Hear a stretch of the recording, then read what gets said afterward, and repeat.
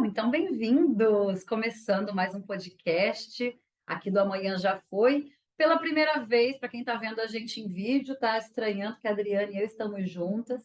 E quem está estreando com a gente aqui nesse momento único de Adriane e Ana no mesmo lugar é a Janara. Te dá um alô. E aí, Janara, tudo bem? Tudo bem, meninas? Boa tarde. Boa tarde! Deixa eu apresentar a nossa convidada de hoje, antes de mais nada. A Janara Lopes, ela é diretora de criação, curadora, viciada em tendências e mulher de negócios da indústria criativa. Ela foi idealizadora da Ideia Fixa, que eu já conhecia, empresa que revolucionou o mercado de talentos de craft. Colaborou na criação de times e projetos criativos para algumas das maiores marcas do Brasil e do mundo. E aí vem Havaianas, Adidas, Facebook, Itaú, Netflix, e ainda tem muitas outras aí que não deve ter, não coube aqui no parágrafo. E ela é cofundadora e responsável pela comunicação da Fonograme, o primeiro marketplace de NFT de música brasileira. Ela é uma das maiores especialistas nesse assunto e aceitou conversar com a gente sobre NFTs e música, direito autoral, esse mercado maluco. Janara, mais uma vez, obrigada por ter vindo aqui Eu que encontrar com a agradeço o gente. convite. Eu acho que qualquer chance de falar um pouco sobre esse assunto é bom, porque traz mais gente para dentro. Tem muita oportunidade para artistas, para criativo. É um mercado novo e bem interessante. Acho que todo mundo precisa dar uma olhadinha. Verdade. A gente já vai começar até com o básico. A gente estava falando com a Janara, né, de, poxa, como é que a gente sensibiliza as pessoas, como é que a gente vai normalizando o Web3. E eu vou fazer a pergunta mais básica de todas para ver a resposta da Janara a partir da visão da Janara. O que é um NFT? E a gente pode ter um pouquinho mais.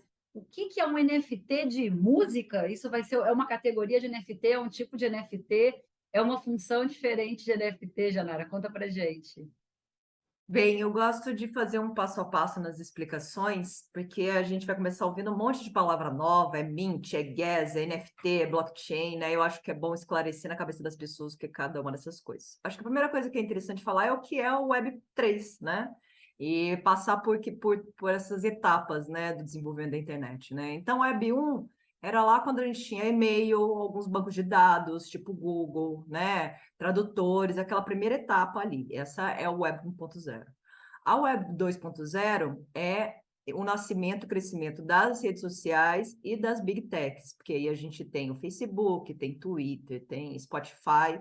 E aí o que acontece no momento da Web 2 é muito poder, né, para algumas empresas. E nisso, né, existiu ao mesmo tempo que parecia que deu espaço para a criação e tal, mas muita gente se prejudicou muito, como por exemplo a música, que aí a gente já chega lá. Então, a intenção da Web3, ela é toda baseada na blockchain, que eu já vou falar o que que é, e baseada nas moedas digitais. Mas o objetivo maior da Web3 é a descentralização, assim como a blockchain. Né? Então, o objetivo da Web3 é fazer com que comunidades enriqueçam, né? Que as coisas sejam descentralizadas de alguns poucos bancos, né? Que o poder esteja na mão das pessoas. Então, é uma etapa muito interessante, né? Eu acho que só de falar isso, assim, já dá para dar uma animada, né? As pessoas perderem um pouquinho de medo, né? Porque eu acho que é uma etapa justamente essa, trazer de volta para a gente muito que a gente perdeu aí na Web 2, né? Mesmo tendo essa ilusão de que a gente estava, né, voando, mas muita coisa foi perdida nesse processo. E aí, explicando um pouco o que é blockchain, às vezes as pessoas acham que blockchain é uma coisa, é um lugar, né? Então, eu acho que primeiro é importante explicar que hoje em dia existem quase 2.000 blockchains diferentes. A primeira de todas é a Bitcoin, que todo mundo já ouviu falar, né? É a blockchain inicial. Só que existem várias delas têm as suas próprias moedas, que são as criptomoedas, e, né, os seus objetivos diferentes e etc, né? Então, o que é cada uma dessas blockchains? São computadores interligados, né? Eu acho que no Bitcoin, se não me engano, são 180 mil computadores conectados em rede. E o que isso significa? Se você vai hackear um sistema, um servidor, é muito mais fácil do que você hackear 180 mil computadores, né? Então, isso dá uma segurança muito grande para todas as transações, todos os movimentos que são feitos ali dentro, né? Uma vez que aquilo ali está registrado ali, ninguém pode apagar nada daquelas informações que estão ali, né? Então, se a gente pensar na blockchain como um cartório, eu gosto de trazer as coisas para o mundo real, né? E coisas que a gente já tem, porque no final das contas é muito isso, né? Nomes diferentes para coisas que já existem. e a transformação delas. Se a gente pensa na blockchain como um cartório, o NFT nada mais é do que uma escritura digital, né? Quando você vai ali comprar um apartamento, você faz uma escritura, né? Você diz que é seu, tá ali seu nome, tá o registro, você paga uma taxa por isso, tudo isso acontece no processo do NFT. Então, digamos, né, a Ethereum é a blockchain que tem o maior número de marketplaces nela. Mas, por exemplo, a Tezos é uma outra blockchain que está sendo muito usada por artistas gráficos, porque ela tem uma moeda mais barata e nisso as transações são mais baratas também. Porque assim como você paga para fazer uma escritura, quando você vai registrar qualquer coisa em NFT, você paga uma taxa que se chama gas, né? Se está na cadeia Ethereum, é mais cara. Se é na Tezos, é mais barato. Então, isso significa que, às vezes, você pode fazer uma série maior de uma obra, né? Porque essa taxa é mais barata. Então, o NFT nada mais é do que isso. Ele é um contrato inteligente digital. E ele pode estar relacionado tanto a itens digitais quanto itens físicos, né? As pessoas começaram a confundir um pouco o NFT com a criptoarte. O NFT também pode ser o registro de uma criptoarte, mas pode ter NFT no ramo imobiliário. As pessoas já estão usando para fazer isso em imobiliário, ou seja, itens físicos, né? Quando a gente pensa que o NFT é um contrato, a gente entende que isso vai fazer parte da nossa vida para sempre, né? Tá rolando um processo que até os próprios cartórios provavelmente vão começar a adotar a blockchain para o registro dos seus contratos, né? Já estou negociando passe de jogador, né? Porque é um contrato inteligente. Então, eu acho que a primeira coisa é não confundir o NFT com a arte digital ou com o ativo da arte. Ele também pode ser usado para isso. Por que foi usado para arte digital primeiro? Porque é mais fácil. O dono da arte digital normalmente é uma pessoa só. Então, eu vou lá, eu registro, eu consigo provar mais fácil que aquilo é meu. Então, é um processo burocrático mais simples, né? Na música, isso se complica um pouco mais. Porque quando a gente fala de um fonograma, ele normalmente tem vários donos. Tem o produtor fonográfico, tem a gravadora, tem o intérprete, tem alguns dos músicos que pode ter uma porcentagem. Então, isso é uma coisa que está começando a se desenrolar, mas é um processo que ainda vai levar um tempo, porque todos os elementos dessa cadeia, ECAD, as associações como a Abramos, o BC, se não tiver todo mundo interligado na blockchain, esses processos continuam sendo manuais, como já acontece, né, agora. Então, é uma coisa que está acontecendo, né? A questão das vendas dos royalties, eu acho que depois a gente vai fazer perguntas mais específicas, mas o mercado da música está entendendo o seu lugar, entendendo o seu potencial, e tem muita coisa legal aí para ser feita. Mas eu acho que deu para explicar, né? Eu acho que ficou claro o que é o NFT. Explicações que a gente já teve. Eu comecei a pesquisar mais sobre esse universo da música, né? E esse universo da música, a indústria da música, foi uma das que mais despontou, né, com essa Web3, e a gente vê muitos usos, e talvez porque os artistas que a gente conhece, né, tão famosos, acabam entrando nesses projetos de NFT, e isso acaba se tornando um pouquinho mais conhecido.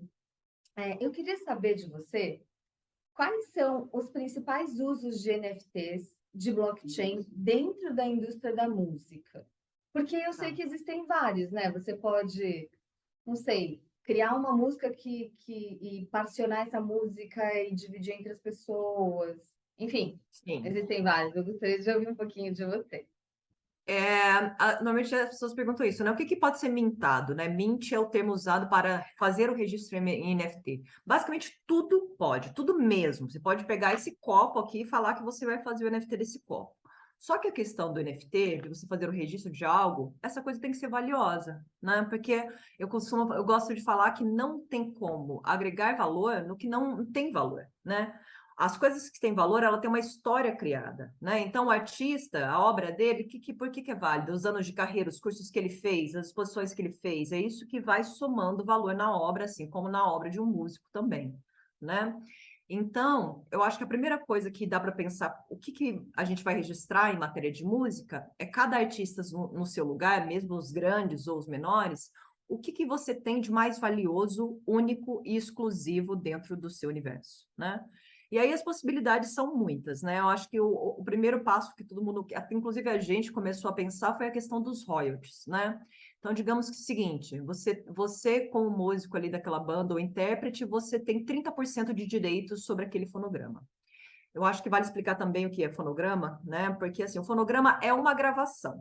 Aqueles músicos com aquele arranjo, naquele estúdio, é uma gravação. Se alguém fizer exatamente isso ao vivo, já é o outro fonograma, né? Então, o cara tem ali a porcentagem dele e ele fala: eu tenho esses 30%, eu vou pegar 15% e vou vender para alguém.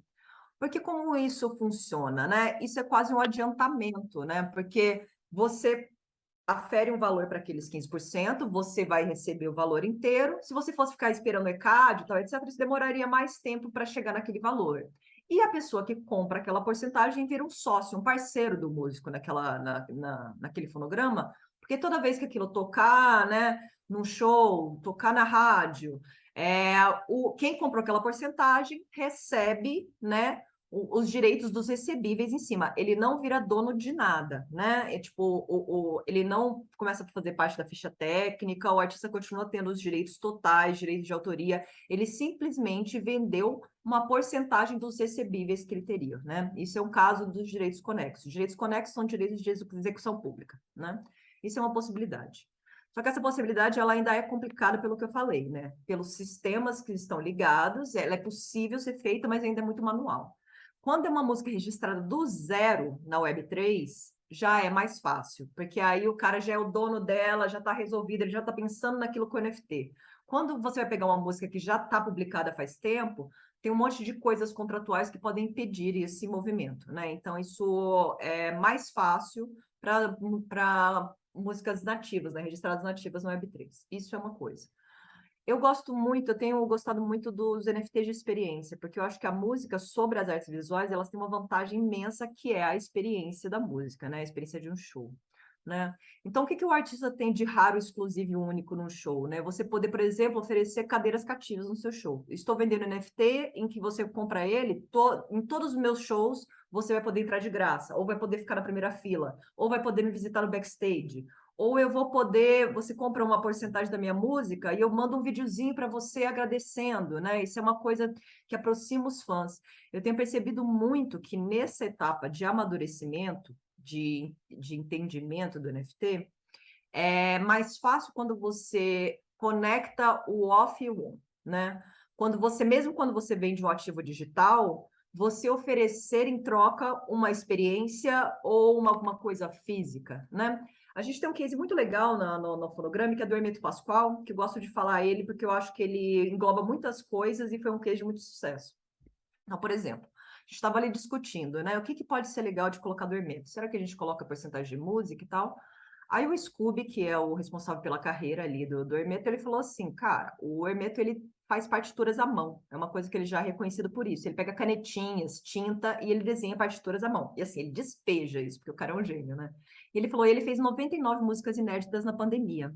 E fez um livrinho com isso. Você acha que isso é um produto? Eu falei, isso é o produto, né? Porque vamos pensar em questão de raridade e exclusividade. A gente está falando de Hermeto Pascoal, né? Um músico reconhecido internacionalmente, né?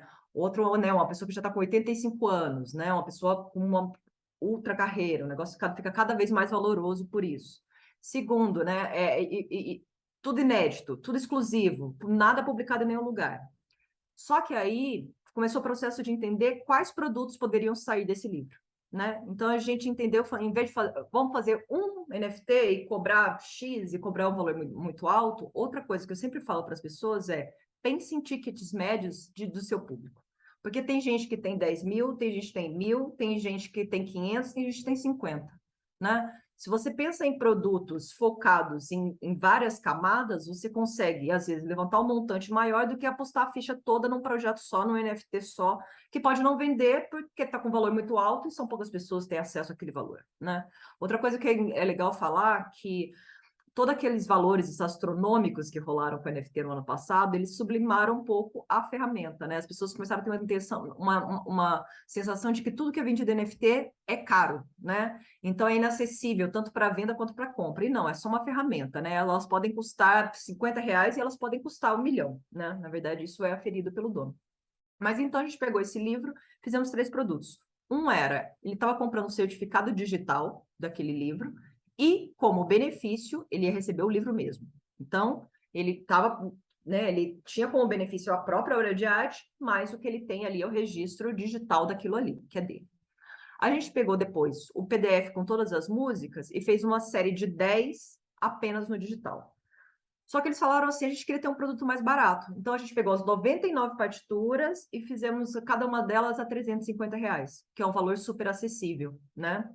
E só que aí teve o pulo do gato que ele falou assim: olha, quem conseguir ler essa partitura, que não é qualquer um consegue ler a partitura do Hermeto, e tocar, pode gravar no seu disco. Então, no final das contas, você estava pagando R$ 350 pelo direito de gravar uma música inédita do Hermeto no seu disco, que se fosse isso fosse negociado, seria um valor muito mais alto, né? Então, por isso eu acho que esse é um projeto que foi super sucesso, ainda tem algumas partituras para vender, mas saiu muito produto. E por que eu acho ele interessante? Um produto muito valioso, muito valoroso. 2, pensar em dissecar quais as possibilidades de produtos, pensando em ticket médios diferentes. E pensar o que pode ter de benefícios ou de experiências conectadas a isso. No caso do Hermeto, ele ofereceu tanto o livro físico para um produto, como o direito de gravação para todo mundo que comprou a partitura. Então, nisso, você pega vários públicos. Quem comprou o produto mais caro? Um advogado de direitos autorais, né? Porque para ele foi quase uma barganha o valor que ele pagou por 99 músicas. Quem comprou as 99 partituras? Fãs, que queriam ter um PDF em alta, queriam ter uma coisa única. Músicos independentes, que queriam ter esse direito, né? Além da partitura. Então, você dissolve muito. E aí você consegue fazer um volume bem maior, assim. Mas dá para vender, tipo, vídeos, experiências em geral, né? Meet and greet, festivais podem fazer experiências exclusivas com alguma porcentagem dos ingressos. O Milton Nascimento fez um case bem legal agora, né? Ele vendeu 400 tickets, de todos os tickets da última turnê, 400 foram em NFT, e como benefício vinha um pôster autografado pelo Milton. Então, né, a pessoa comprou aquilo Alexandre em troca... Ariel. Oi? Esse case, inclusive, está num podcast que a gente fez com a Alexandre Ariel do NFT Ticket Pass. Que Sim, depois eu já ia entrar com você perguntando, acho que de outros festivais também. Não sim. sei se numa desses encontros virtuais de webinar que você estava falando e tudo mais, eu acho que você trouxe até o exemplo do Festival Bananada, que eles Sim, na também verdade lançaram os NFTs, não foi? Isso. Foi o primeiro festival a fazer, na verdade foi um trio de festivais. Foi o Bananada, que é de Goiânia, o Coquetel Molotov, que é do Recife, e o do Sol, que é de Natal. E eles são amigos há muito tempo, são produtores, né? São festivais que têm 20 anos de laço, quase todos eles. E aí ficaram parados durante a pandemia, né? Tipo, o core deles é a produção dos festivais, então eles fizeram esse movimento tanto para levantar uma grana e segurar as pontas ali, como para fortalecer o movimento do NFT também de experiência, que foi você comprava um NFT e você tinha direito a entrada, tem direito à entrada vitalícia em todos esses festivais enquanto eles acontecerem, né? Isso é um NFT de experiência. É muito interessante também o NFT que tem um poder de revenda. Esse é um NFT com poder de revenda. Digamos que você vai ali em 5 edições de festivais. Falar, tá bom, para mim tá legal. Você comprou, eu acho que era 1.500 o valor de saída. Você comprou ali por 1.500, você pode ali um pouco mais para frente, quando esgotar, isso aí for um artigo mais raro, vender isso por 3.000. Só que o legal no processo do NFT é que o cambista trabalha a favor do produtor, né? O dono, quem fez o registro do NFT, ele ganha 10% em cima de todas as revendas, porque você consegue ter o track, né? Você consegue traquear todas as próximas, né, transações, porque está tudo registrado na blockchain, né? É tudo muito claro, muito transparente.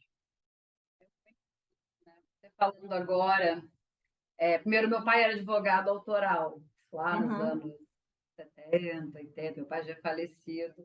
E eu fico me perguntando, né, o que ele pensaria hoje dos NFTs, primeiro para entender.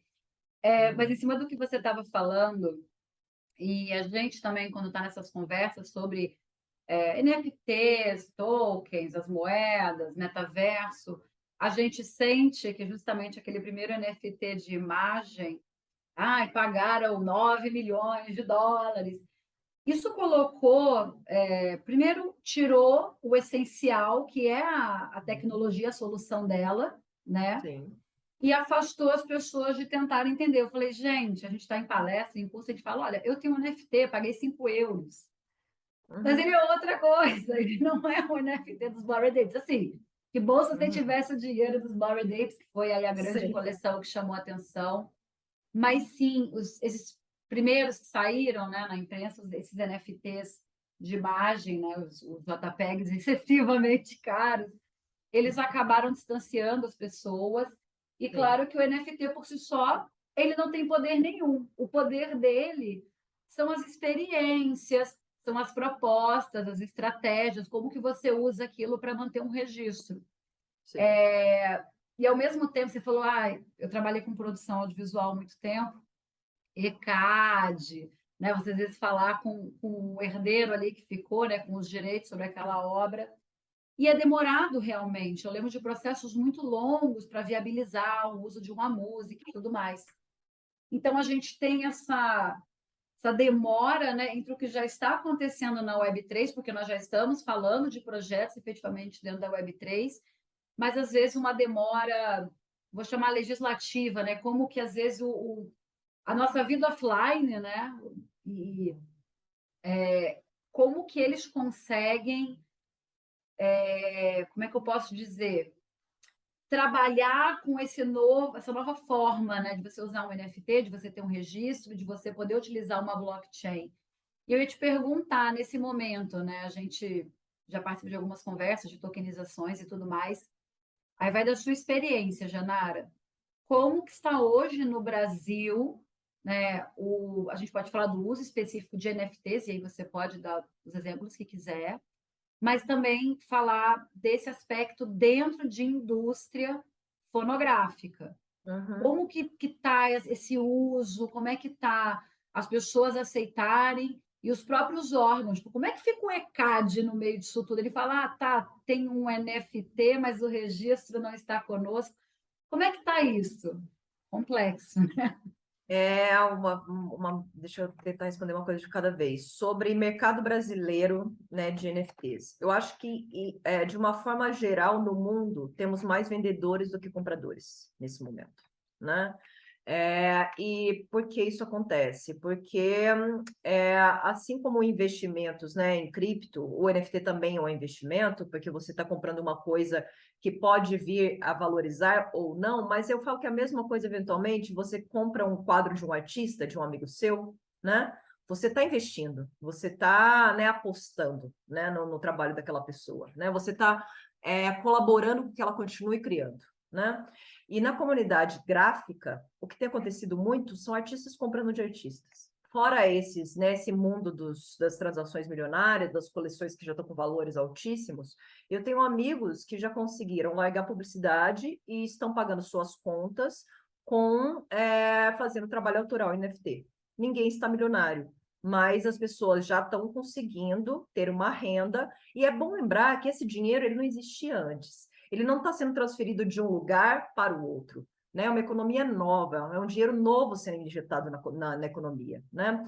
E aí eu vejo assim, eu vejo artistas independentes tendo uma entendimento melhor e uma vontade maior de arriscar. Artistas como a Elza Soares, o Hermeto Pascoal, a Elza estava com 91 quando ela fez o projeto com a gente, o Hermeto com 85, que já pensam, gente, eu vou fazer, sabe? Já fiz um monte de coisa que deu certo, coisa que deu errado.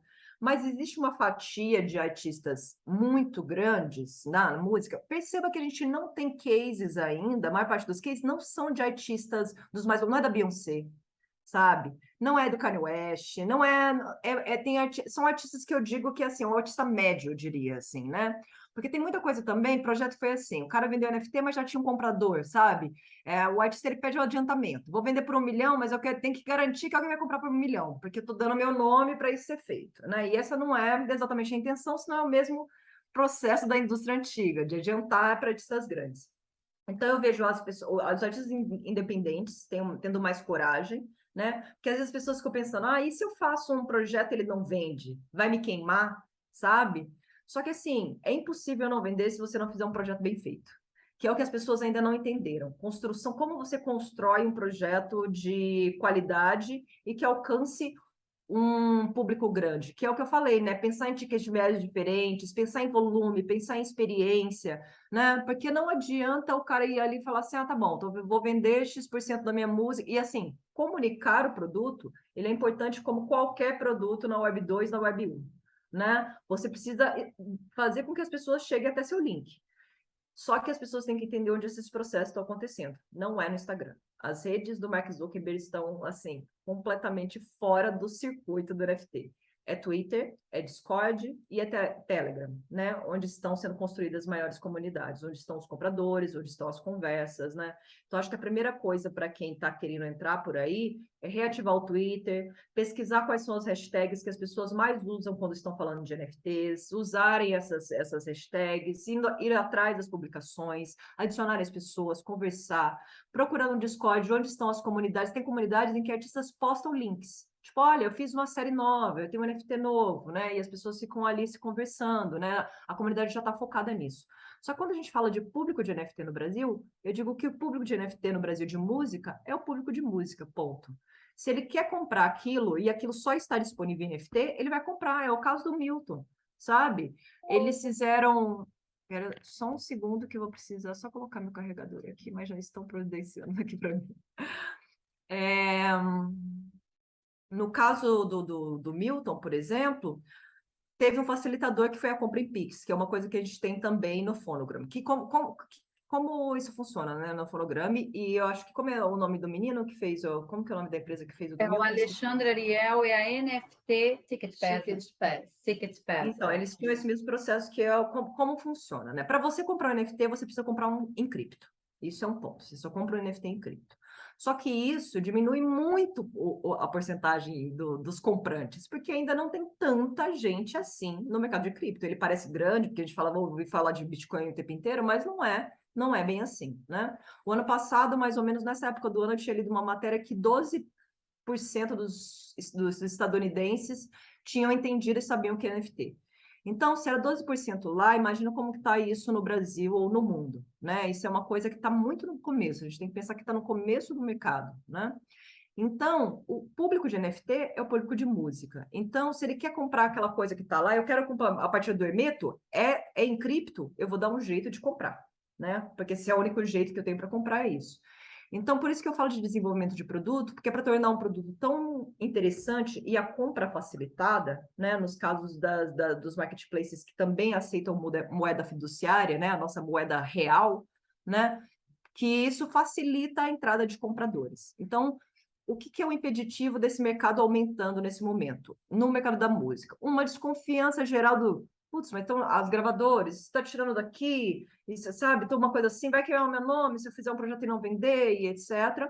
E a dificuldade de vender, porque nem todo mundo tem cripto, né? No Fonograma, você tem um processo que é o seguinte, você faz um depósito em Pix, a gente fez a nossa própria cripto, que se chama Fono. Dentro do próprio site, ele é convertido, o site mesmo já vai converter para você, você vai dar leilão, lança nos seus leilões, e se sobrar uma grana, você consegue resgatar isso em real. É uma moeda stablecoin, uma moeda que não sofre variação, né? A gente fez isso mais como se fosse um pré-pago, para não tornar proibitivo para quem não investe em cripto e quer comprar alguma coisa ali dentro, ter essa possibilidade. Porém, se você está vendo NFT como investimento, você quer comprar para revender depois, aí é interessante que você faça uma carteira digital, coloque algumas moedas lá dentro, né? Porque é necessário você ter essa carteira para você levar o NFT de um lugar para o outro. Só explicando assim, você comprou a partitura do Hermeto no Fonograma. A gente está na cadeia da Ethereum, na blockchain da Ethereum. Se você tiver a sua carteira digital, você pode ir em outro marketplace que também é de Ethereum e revender isso lá, porque isso está dentro da sua carteira, não está no marketplace. Você consegue levar de um lado para o outro e valorar ele desta forma, né? Mas se a pessoa quiser apenas comprar, é um fã e quer comprar, esse processo de aceitar a moeda fiduciária, ele ajuda muito e é uma coisa que os marketplaces em geral deviam se atentar, porque isso aumentaria o público de compradores, né? Mas, de forma geral, está todo mundo entendendo. Acho que está todo mundo entendendo qual que é o seu lugar ali, quais são os produtos que eu posso vender. Eu tenho cases no Fonograma de artista independente, que não tem uma grande base de seguidores, mas fez um projeto super redondo e vendeu todos os NFTs, né? Conseguiu ter um projeto de sucesso, porque ele falou assim, ele fez um videoclipe de uma música, né? Ele é um artista de animação também. E ele tinha lançado um disco, um vinilzinho, assim, 7 polegadas, se não me engano. Aí ele falou, olha, você vai comprar esse GIF, como benefício eu vou te mandar um vinil, né? Então, qual que é o entendimento da pessoa? Estou investindo, estou pagando mais caro do que esse vinil custa, porque ele está comprando um certificado em NFT daquela obra de arte, só que eu já tenho um benefício real e eu já tenho a sensação de que eu já estou lucrando, né? Se por acaso isso valorar, vai ser uma coisa a mais, mas já tem uma coisa aqui, né, que é uma coisa mais tátil. Acho que por isso a gente está no momento, as pessoas falam assim, mas não é estranho, se a gente está falando de ativos digitais, de royalties, ter que ter essas entregas, eu acho que é mais parte do processo, né?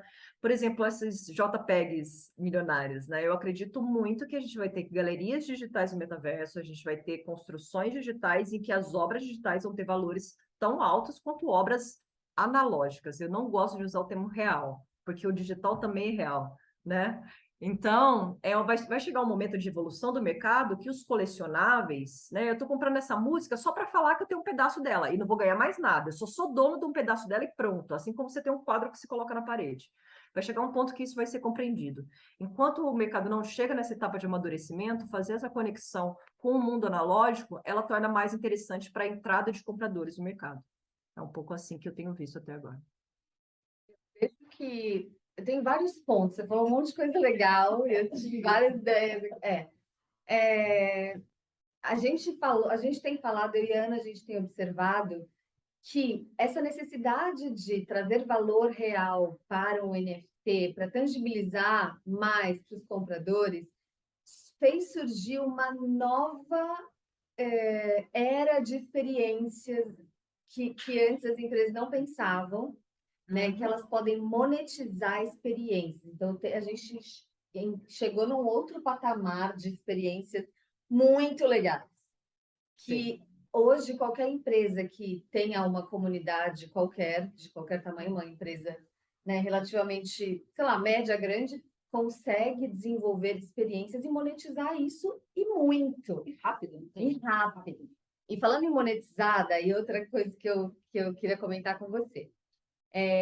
Eu não sabia, mas os artistas, eles recebem muito pouco em relação à música deles. Então, eles têm uma fatia pequena de recebimento dos lucros das músicas. E eu não sabia que era tão pequena. É muito. É Acho que um dos 12, casos clássicos era a 12%. Cássia Eller. Não sei se a Janara lembra bem, que ela tinha estourado fazendo o acústico MTV. Ela só ganhava com show. Ela nunca fez fortuna. É porque isso foi em 2000 e pouco. Eu era bem adolescentezinha. E foi um caso que me chocou e eu fiquei com isso na cabeça. Então, desde então, eu sei que sempre foi péssimo para o artista. Assim, não só um, né? A Janara estava até falando no início. Você vai compor uma música, é um Tem ecossistema. muita gente. Claro, você pode ter um multi-artista, mas você Sim. envolve muitas pessoas. São muitas pessoas Sim. envolvidas e são O valor de se gravar uma música é altíssimo, as horas de estúdio, os profissionais envolvidos são altíssimos, e o retorno que os artistas têm dessas gravações é muito baixo, porque a principal vitrine deles é o Spotify, e o Spotify não paga basicamente nada para o artista. Só que, por exemplo, está surgindo neste momento Web.3 opções como a áudios. A áudio seria uma opção como se fosse o Spotify da Web3. É um player, você vai lá, vai ouvir música, só que Spotify, desculpa, áudios, paga direito conexo, que é uma coisa que o Spotify não paga, paga um valor mais alto e paga em cripto. Então, estão surgindo comunidades novas, parecidas com o que a gente tem, só que pensando nas comunidades ganhando mais do que só as big techs ganhando, que foi isso que aconteceu, né? A indústria da música primeiro veio a pirataria, né? Depois veio, né, depois o download, né, de baixar, piratear CD. E aí hoje em dia quem consegue fazer uma grana, mesmo é que tem um público grande, faz show grande, né? Porque bandas, às vezes bandas médias, de porte médio, assim, bandas de porte médio, eu digo que uma banda que coloca, sei lá, 500 a 1000 pessoas num show, as pessoas muitas vezes vendem merchandising, né? Tem que ter umas outras fontes de rendas, merchandising que também pode ser feito via NFT também, é uma outra possibilidade do uso do NFT também. Você vende uma foto do artista, um vídeo exclusivo, uma coisa, e você ganha ali o boné, a camiseta e etc., né, como benefício disso. Mas é meio isso, assim, eu acho que as pessoas têm que, ao invés desse medo todo, enxergar que isso é uma economia nova, que ela está devolvendo o poder para os artistas, para os criativos, né, que eles são donos. Eu tive uma reunião com artistas consagrados aí, não sei se eu posso falar o nome ou não, mas eu não vou falar, só por via das dúvidas. Mas o cara falou assim: tem esse meu disco, que é o meu disco mais bombado, eu estou pensando em regravar ele inteiro, porque hoje em dia ele é 40%, mais de 40% da gravadora. Então eu ganho muito pouco em cima dele. Então, se eu gero fonogramas 100% novos, eu tenho uma liberdade, por exemplo, de comercializar isso tudo em NFT, né?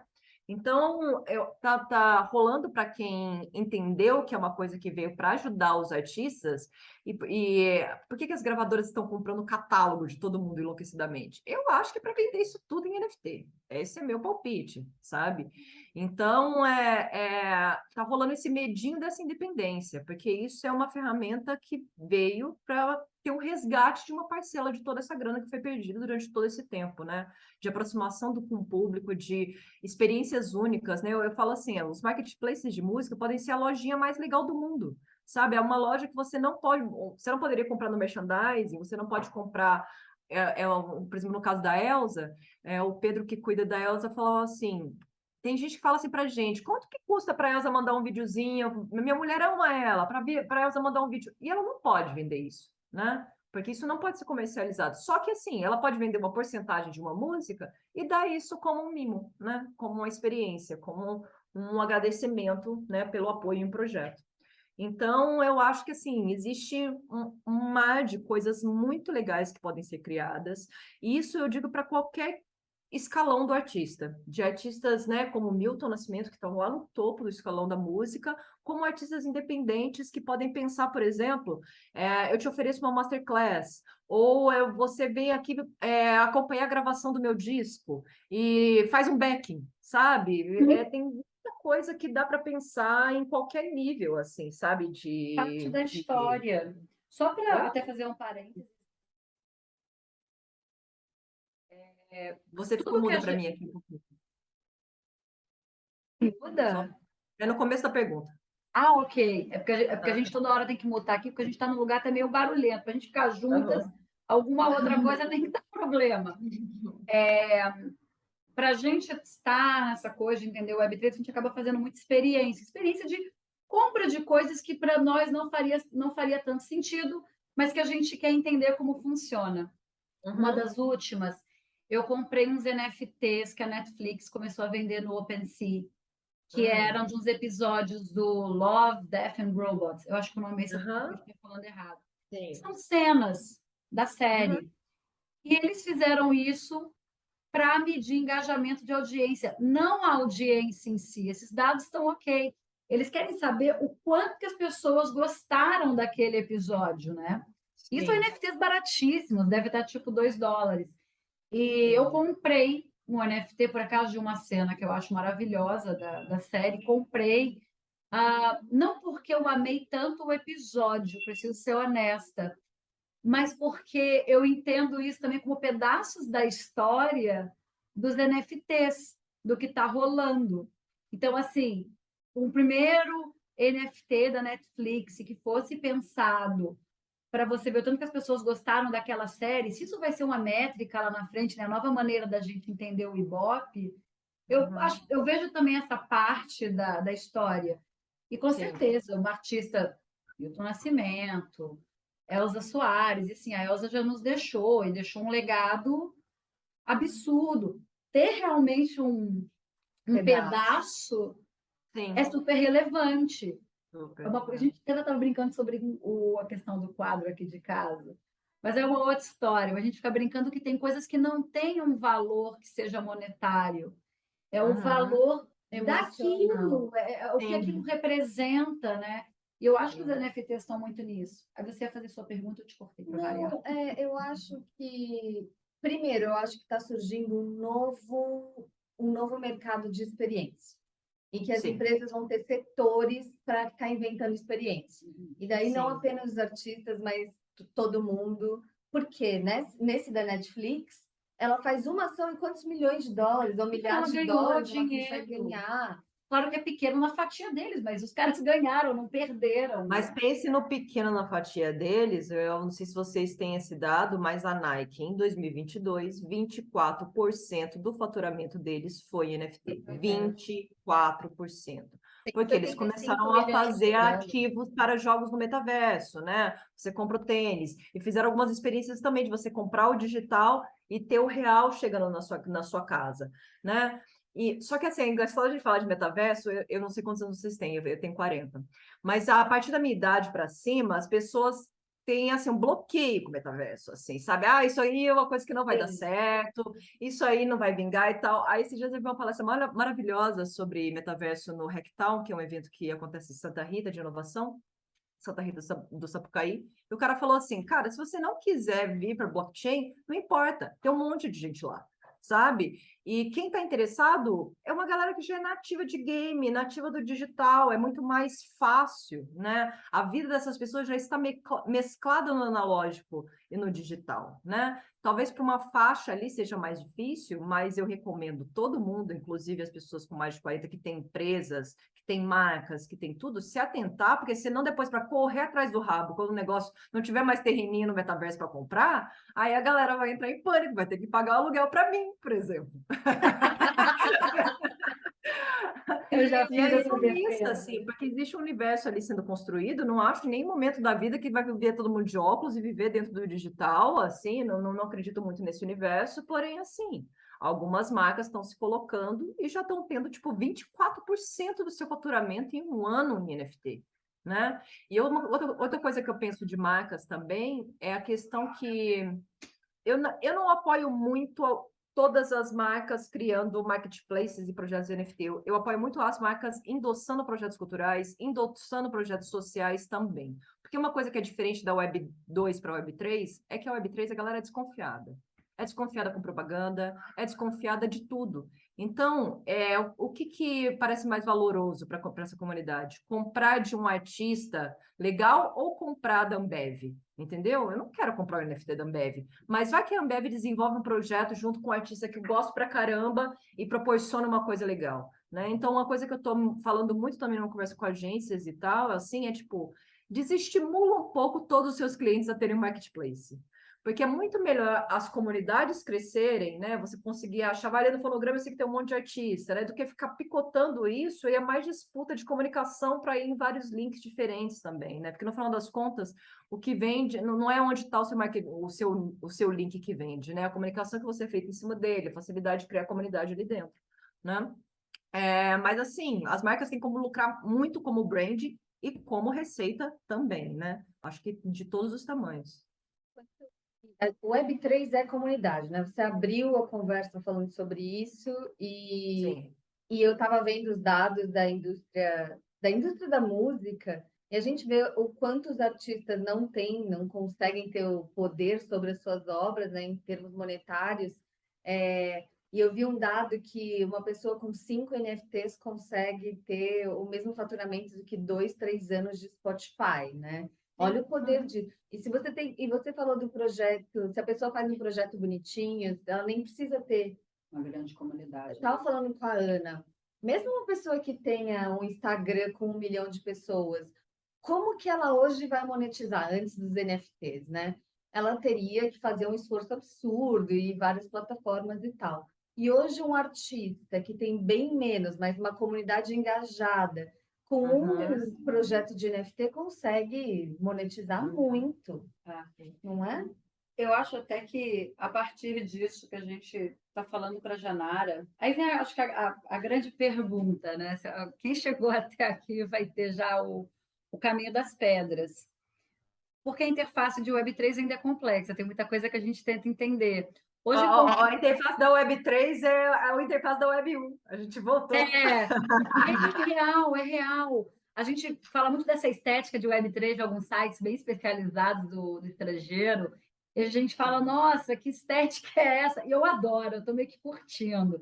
Mas aí é que você fala bastante da parte gráfica, você trabalhou com isso, acho que a Sim. vida inteira, né? E acho que vale até a pergunta agora para a gente já falou do tamanho de comunidade e tudo mais, e pode usar o caso da Fonograma, por favor. Como que um Uhum. artista hoje ele faz um NFT? Vamos fazer do jeito mais simples. O que ele está fazendo, na verdade? Como que ele Uhum. faz esse NFT? Como é que ele pega esse, transforma o fonograma dele? Ele pode criar uma imagem. Ele fala com a Uhum. Fonograma, ele joga lá, põe valor. Como, aí, no caso de vocês, como que vocês fazem, como que esses artistas chegam, independentemente do tamanho deles, que é o que eu acho também fabuloso. Então, vamos lá no passo a passo, né? No Fonograma, todo mundo, qualquer artista pode se inscrever. A gente também está aceitando projetos artísticos, culturais também. A gente está abrindo isso de uma forma geral. Ele não está mais fechado para o mundo da música, porque a gente vê que é uma comunidade que está muito conectada também, né? Mas digamos que um músico, né? Eu tenho algumas coisas que eu posso vender. Eu tenho royalties da minha música, eu tenho um vinil, eu tenho partitura, eu tenho, sei lá. A pessoa vai pensar no universo dela, o que é mais valoroso dentro de cada um no universo. Você vai lá e vai fazer seu cadastro. Ele vai pedir, se não me engano, o número de ECAD, alguma coisa assim. Mas, caso por acaso, qualquer questão, qualquer dificuldade que a pessoa tenha, nosso Instagram a gente responde todas as dúvidas super rápido. Então, teve qualquer dificuldade no processo, dá um alô lá para a gente que a gente resolve. Inclusive, ajuda a formular produto. A gente está ajudando bastante a comunidade para a gente ter produtos mais interessantes ali dentro, né? Aí, entrando lá dentro, você fez ali, vai fazer sua página linda. Escolhe um header lindo, fotinha, bio em inglês e português, porque a gente tem público gringo e tem público brasileiro. Capricha, né, na sua casa ali dentro. Aí, o que é fazer um NFT? É preencher um formulário, basicamente, né? O que é legal falar sobre o fonograma? Normalmente, na maior parte dos marketplaces, o gas, que é aquela taxa que a gente falou, que é a taxa de transformar algo em NFT, ela é paga pelos artistas. Então, muitas vezes, ele é um risco, porque o gas na Ethereum, ele não é barato. Ele é de R$ 100 a R$ 500, varia essa taxa de gas. Então, digamos que você vai registrar 10 coisas, e se você tiver que pagar R$ 100 por cada uma delas, você estaria investindo 1.000, e pode ser que você não venda. Então, é um risco. Então, a gente tirou essa taxa do artista no fonograma. Quem paga é o comprador. Porque a gente quer que mais artistas percam o medo, então você não se arrisque em nada. O único risco que você corre é de não vender, mas você não tem nenhum prejuízo ali para testar e ver o que pode funcionar ou não. Aí você lá na plataforma você vai encontrar dois tipos de NFT, um que é música e um que é arte. Música é o que tiver relacionado a royalties de músicas, né? Arte é qualquer coisa, um GIF de um clipe, ticket de ingresso, né? Várias coisas que não estejam ligadas a royalties. Você escolhe, por exemplo, as partituras do Hermeto, a gente registrou no arquivo de arte. Você vai ter ali um formulário para você preencher, e a parte mais importante desse formulário é a descrição, que ali é o seu smart contract. Ali, tudo que você falar é o que vai poder ser feito ou não com o seu NFT. Tem gente que fala assim, mas a pessoa compra de minha música, ela pode usar comercialmente? Pode, se você deixar, né? Você escreve ali, quem comprar essa música pode usar ela no vídeo, ou tipo, não pode usar em vídeo, não pode usar em publicidade. Tudo isso tem que estar ali discriminado, o que o comprador pode ou não fazer, né? Aí você vai subir ali a imagenzinha de capa. Se você estiver dando algum benefício do tipo, a pessoa vai poder baixar essa música em altíssima, você tem um lugar que você vai ali subir o arquivo, porque quem comprar vai ter um conteúdo que só ele vai poder desbloquear e ter aquilo ali. E vai dar um create e o seu NFT está pronto. É uma coisa que você consegue fazer em 10 minutos, assim, ou menos. Se você já tiver com tudo prontinho, textinho prontinho, 10 minutos está lá. Você consegue editar tudo até alguém dar um lance. Sei lá, faltou uma cláusula aqui no meu contrato, tal. Você consegue editar todas as coisas até alguém dar um lance. A partir do momento que alguém dá um lance, você não pode mais que aquela coisa do registro da blockchain, né? Não pode mais mudar, não pode mais tirar o que está escrito ali, né? E, normalmente, é no formato de leilão, né? Nos marketplaces. No fonograma, os leilões duram 48 horas a partir do primeiro lance. Então, fui lá, pedi R$ 5.000 por isso aqui. Quando alguém vem e cobre da 5.000 ou 5.001, começam a rolar as 48 horas. Nesse processo, mais pessoas podem dar lances e aumentar o valor daquilo lá. Quem dá o lance maior dentro dessas 48 horas, leva. E a gente tem um segundo modelo de leilão, que é o leilão de lance livre, onde você não estabelece o valor e vai deixando as pessoas darem lances até chegar no valor que você acha interessante. Quando você acha interessante, você aprova e a partir daí giram as 48 horas. Se você recebe um lance que você não aceita, o dinheiro volta para a carteira de quem deu aquele lance, né? E você espera aquilo ir crescendo. Isso é um problema que as pessoas podem começar dando um centavo, né? No leilão de lance livre. Às vezes, para alcançar o valor que você tem em mente, pode demorar mais. Foi o caso da Elsa, né? Eu acho que ele ficou em R$ 20.000, porque com o falecimento dela ficou uma questão de como é que a gente faz, família, sei lá. Mas demorou quase 3 meses. A primeira pessoa deu 10 centavos, né, para ir chegando nesse valor. Então, é melhor você estabelecer um valor mais próximo do que você acha interessante, porque é o mínimo que você pode ganhar por aquilo ali. Mas é bem simples, assim. Todo o processo, assim, não existe um processo de curadoria, existe no começo, só que existe um processo de curadoria do que fica na hobby. Então, capricha nos thumbs, chama um amigo artista para fazer junto com você uma imagem bonita, faz projeto em colaboração. No site, se você fazer um projeto com mais de uma pessoa, você consegue dizer quem é o dono de cada porcentagem. Quando ele for vendido, já é feito o split automático para todas as partes, cada um já recebe a sua parte, sem precisar depois do financeiro ficar pagando todas as partes. Então, isso já é bem fácil de fazer pela blockchain, mais uma coisa que desburocratiza. Mas, assim, eu recomendo não ter medo, sabe? Ir lá, olhar, navegar, testar, dar uma olhada nos projetos que existem, sabe? Pesquisar, pensar em precificação justa, porque a maior parte dos projetos do mundo vendido NFT estão entre 0,01 Ethereum e 0,5 Ethereum. Os valores são bem menores do que a gente imagina. Só que a galera está ganhando volume, né? Alguém resolveu fazer uma obra agora aqui. Mas é isso, é bem Porque a simples. gente é praticamente do lado da rodovia aqui, então a gente na rodovia, você na obra. E é importante falar que quem quiser, o artista que quiser fazer ali, ele não precisa investir em cripto e não precisa ter uma carteira digital, porque existem 2 sistemas de logar no site. Um é com a carteira digital, a MetaMask é a carteira mais famosa da blockchain Ethereum, né? Você consegue logar com ela ali se você já tiver suas criptos ali dentro, ou se você não tiver, você consegue fazer o login pelo site normal, com CPF e tal, etc. E você tem uma carteira interna dentro da própria fonograma. A gente vai mostrar quanto dinheiro você tem, né, e tal, etc. Você pode fazer saque, você pode depositar, transformar em fono. É isso, esses são os 2 processos, mas assim, eles são muito simples mesmo, muito fáceis, e qualquer dúvida, né, porque assim, tecnologia, a gente dá problema, dá bug, mas a gente atende rápido, responde rápido, e se precisar esperar um pouquinho, eu falo, gente, vai demorar 5 dias para resolver, tudo bem? Mas é isso, dá tudo certo no final. Qual que é o perfil das pessoas que eu vejo, né, no Fonograma que tem desde a Elsa até artistas menos conhecidos. Existe um perfil de pessoas que estão fazendo esse tipo de projeto ou não? Eu acho que o perfil é gente curiosa, ligada à tecnologia, que não tem muito medo, né, de testar, experimentar as coisas, né? Porque é o famoso early adopter, né? Que é aquela pessoa, porque assim, a gente realmente não chegou numa etapa de maturidade do mercado, a gente está em construção. Eu tenho um palpite que, sei lá, 3 a 5 anos, esse mercado ele já vai estar muito maior, muito mais bem estruturado e muito mais seguro para quem aquela pessoa fala assim, ok, entendi, isso funciona, vou entrar, né? Só que a gente também tem que pensar que na tecnologia existe sempre uma vantagem de quem começa antes. Então eu falo, estuda, entende, ver como é. Já tenho vários amigos que são investidores em NFT, já estou comprando vários, né? Já pensando em apostas, né? Algum desse aqui pode me dar um baita lucro aí para frente, né? São artistas que podem crescer muito, né? Pesquisar a história dos artistas. Para artistas gráficos, eu recomendo, não requenta portfólio, porque não é legal, não é bem visto. Criações novas para aquele ambiente, coleções novas e etc. É o recomendado. Mas para os músicos, o que eu recomendo é testa com a sua base. Testa primeiro ali na sua base mais direta, sua família, seus amigos, seus seguidores no Instagram, sabe? Bota um patrocíniozinho num post de uma coisa que você está vendendo, se sua rede é o Instagram.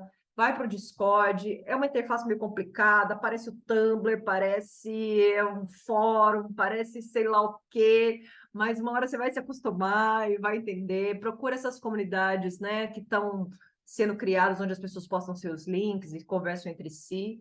Eu acho que é isso. Eu acho que o processo agora é perder o medo e começar. Faz o seu perfil em uma plataforma que você acha legal, e testa. O que pode acontecer? O não, você já tem. O não vendi essa coisa, você já está com ele na mão. O que pode acontecer agora é você vender. O esforço é muito pequeno. Muito Quando a gente pequeno. pensa, o esforço é muito pequeno, né? Muito Por uma pequeno. coisa muito Muito mais pequeno. rápida. Por exemplo, eu gosto de falar, por exemplo, desculpa te interromper, mas Não, no Case of Meto, até onde eu tinha acompanhado, ele tinha levado por volta de 50, mais de 50 mil reais, por uma coisa que ele já tinha. Uma coisa que ele não precisou parar para produzir aquilo. Era uma obra, uma coisa que ele já tinha, e ele conseguiu monetizar até o dado momento, porque ainda tem coisa para ser vendida, R$ 50 mil com uma coisa que estava lá, entendeu? Então, você pode lucrar em cima de coisas que já estão prontas, né? Tem uma nova fonte de renda em cima de coisas que já estão feitas, já estão prontas. Legal. Bom, eu sei que a gente vai se aproximando do fim. Eu só preciso fazer uma última pergunta para você, Janara, porque eu sempre me pergunto qual vai ser o próximo grande lance, ou o que está acontecendo que ninguém está falando ainda. Olha que a gente está falando uma coisa que também está começando, né, de toda forma de NFT. Mas tem algum movimento que você esteja acompanhando que fala, cara, eu acho que o próximo grande lance é esse, em termos de tecnologia, ou em termos até de experiência, ou de setor, se você tem Metaverso. alguma coisa assim que você esteja. Cara, É o é metaverso. aqui. Cara, eu Metaverso? duvidei, eu juro que eu duvidei do metaverso por uns 15 minutos, mas agora eu tô 100% convencida de que isso aí vai explodir. Vai explodir. E então é isso. Como cada um dentro do seu universo pode pensar em como lucrar com isso. Pensando em novas profissões que vão estar ali dentro. Então, por exemplo, artistas de 3D são extremamente necessários nesse universo, né? Então, é um outro lugar. Desenvolvedores, gerentes de projeto, comercial pra caramba, porque tudo envolve venda, né? Só que é num ambiente diferente, né? No mundo paralelo. Gente, tem corretor de imóvel, corretor de terreno no metaverso, né? Mas assim, eu acho que o grande lance, porque todas essas coisas que a gente está falando, elas convergem para o metaverso, né? Tudo é vendido ali em forma de NFT, né? Vão ter apresentações de músicos ali dentro do metaverso, coisa que eu não tenho interesse em ver nos meus 40 anos. Show, eu quero ver ao vivo. Só Verdade, que mas não tem é uma pra faixa gente. só que tem uma faixa ali que está interessada em ver o show do artista dele no metaverso, entendeu? Então, assim, e sair um pouco da experiência do eu. Eu acho que o grande lance da tecnologia é você sair da experiência do eu e pensar, eu não faria isso. Isso não não, é tipo pensar. Se você trabalha com comunicação, é impossível você ser avesso à tecnologia, porque senão você fica obsoleto. Você pode não participar de tudo. Eu não faço vídeo no TikTok, mas eu acompanho o TikTok desde que ele começou, né? Para sacar o que está acontecendo aí dentro, né? Então, eu acho que é ficar bem atento e sem muito medo e sem muito. Eu vejo a galera terceiro muito nariz. E aí, uma hora vai falar: puta, é verdade, era legal, tem isso que é bom, tem esse lado que é bom. E aí pode ser tarde demais, vai ter que começar a gastar mais dinheiro para chegar num ponto, né, que você poderia ter entrado com menos gastos, porque no começo é tudo mais barato mesmo. Olha, poucas coisas são tão legais assim no podcast quando a pessoa está realmente empolgada com o Web3 e ela quer falar sobre, fala para todo mundo perder medo. Eu acho que uma das coisas mais legais quando a gente tem os convidados é ouvir você falar, também dá pano para muita manga de muita coisa que a gente adoraria, né, saber mais, né, dentro da sua expertise, dentro de tudo que você está vivendo aí na Fonograme. Foi uma conversa maravilhosa, eu adoro a sua empolgação, adoro a maneira com que você explica o Web3 e assim, tecnologia é secundário, né? Tem aí a construção de comunidade, É oportunidade, tudo sobre ser humano, é é só com tudo sobre ser ferramentas humano. novas, é só num ambiente novo, mas é tudo sobre psicologia do ser humano. Eu, por exemplo, agora, se tiver algum investidor aí nos ouvindo, eu quero desenvolver um projeto de educação dentro do metaverso. Porque, assim, vamos falar de, sabe, época de pandemia. A molecada com EAD, né, ensino à distância. Ninguém aprendeu nada. Todos os adolescentes, crianças que eu tenho contato, que conversaram, não aprenderam nada, foi um momento péssimo. Agora, imagina, sei lá, se o EAD, lembra quando a gente estuda planeta e tal, no ensino fundamental? Pensa isso imergido no metaverso. Pensa você enxergando aquilo. Cara, você quer ir para essa aula. Você quer participar disso. E é muito mais fácil o seu cérebro absorver com visual, né? Então, existem, assim, campos para todas as áreas, pensando nesse futuro muito próximo, mas que vai ter muito desenvolvimento em 10 anos, muito desenvolvimento em 10 anos, mas, assim, tá aberto, é um terreno aberto, assim, sabe? Então, é uma hora muito interessante de olhar para isso. Não consegue nem prever, né? O metaverso, ele também chega com uma nova realidade de diversão que a gente estava falando, né? Hoje a gente estava falando recentemente numa aula que a gente deu, né, sobre o meta-commerce, que é o comércio dentro do metaverso, e como ele vem carregado de uma coisa que não existia antes, que é a diversão. As pessoas compram se divertindo, o que o Sim, e-commerce não consegue alcançar, sim, né? Então, sim. as pessoas, quando elas vêm, elas estão numa experiência muito mais legal, elas nem lembram que estão comprando. Sim, E as o que é super empresas... perigoso e super Exatamente. Depende de que lado que você tá, Janara. Se você é a marca vendendo, Exatamente. maravilha. Se é você que está gastando ali no desespero, né? Pela Se você é empolgação. pai, se você é pai dessas crianças e tem que bancar esses tênisinhos da Nike, aí já é mais complicado. Mas sabe que a Nike, ela agora 24, 25% do faturamento já vem do metaverso, e já tem muitas pessoas especialistas em criar trilhas de compra dentro do metaverso, com essa gamificação da compra, né? Então a gente já não tem mais linha de produto, a gente tem trilha de produto, e um é encadeado no outro, que Bem legal. destrava o outro, e tem gente especialista Sim. em fazer isso. Então, Sim. eu acho que vai surgir um monte de profissões, especialidades e coisas que a gente nem Sim. imagina, né? É muito legal. Eu não sei o que serão nos próximos 3, 4, 5, 10 anos. Dá uma certa ansiedade, mas é legal a gente ter essas conversas de início. E como isso tudo vai para a internet, né? A gente pode voltar e se consultar no tempo, né? Tem uma Imagina coisa essa que eu gosto de falar para conversa. diminuir a ansiedade, que é, por exemplo, no Discord, o Kanye West, que é um artista muito grande, a comunidade dele nesse momento está com 67 mil pessoas. É um número bem baixo, é um número muito pequeno, porque ainda tem pouca gente lá. Então, o que Discord, isso o quer canal dizer? dele do Discord. A comunidade dele no Discord. Isso. O que isso quer dizer? Que tem muito espaço ainda. Tem muito espaço para crescer, muito espaço. Eu li num lugar assim, fala assim: nunca é tarde demais para começar a sua comunidade, mas começa agora, sabe? Tipo, você não está atrasado.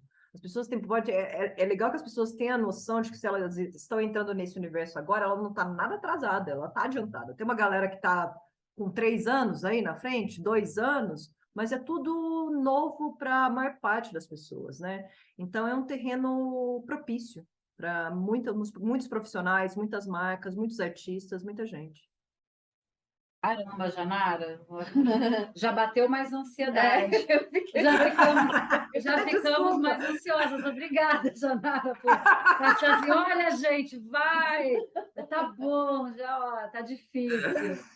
Mas, bom, de coração eu preciso realmente agradecer. Eu tive a felicidade de já ter visto a Janara. Eu não sei qual é a possibilidade de já ter te conhecido desde o Tumblr. Eu tô com medo de ter sido desde isso. Mas eu já te acompanho. Não, a gente estava falando de idades aqui. Eu falei, ai, meu Deus. Eu já te acompanhava pelo Ideia Fixa. Achei maravilhoso quando soube que era você que estava no fonograma, porque meu contato tinha sido com um vídeo do André Bujana, que é maravilhoso. E fiquei super feliz. Fico feliz que sejam mulheres também.